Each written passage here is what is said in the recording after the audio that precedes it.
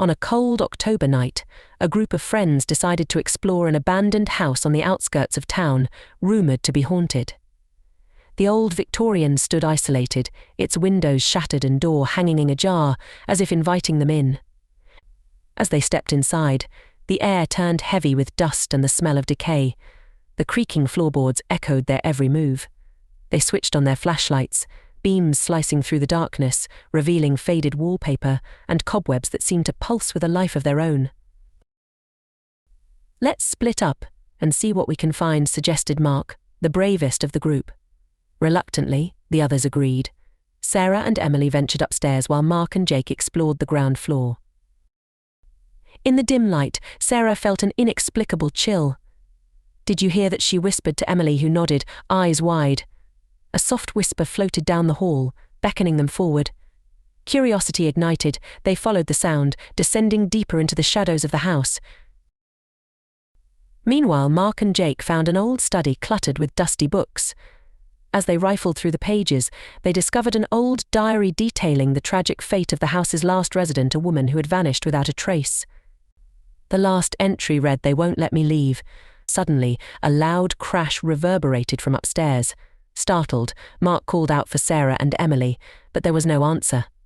Panic set in as they raced up the staircase, their hearts pounding in unison.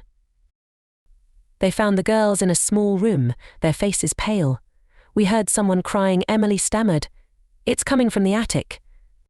Against their better judgment, they ascended the narrow staircase to the attic.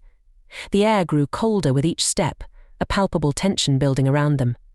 As they pushed open the creaky door, a figure stood silhouetted against the far wall, a woman, her face obscured by shadows.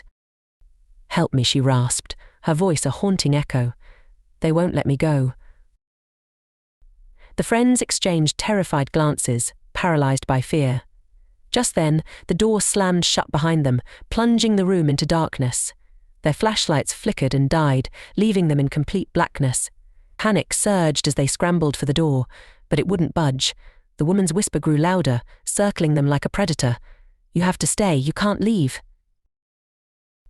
As they felt their way through the dark, a cold hand gripped Sarah's arm, pulling her back.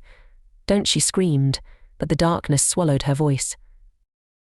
In that moment, the others lunged for the door, finally forcing it open. They stumbled out into the hallway, breathless and terrified. They turned back, expecting to see the woman, but the attic was empty, the door swinging gently in the silence. They bolted down the stairs and out of the house, not stopping until they reached their car. As they sped away, the house loomed behind them, a dark silhouette against the moonlit sky. Days later, Sarah was still missing.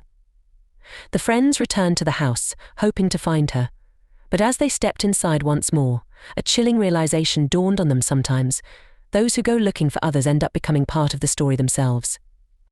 The whispers began anew, echoing in the darkness. "Help me.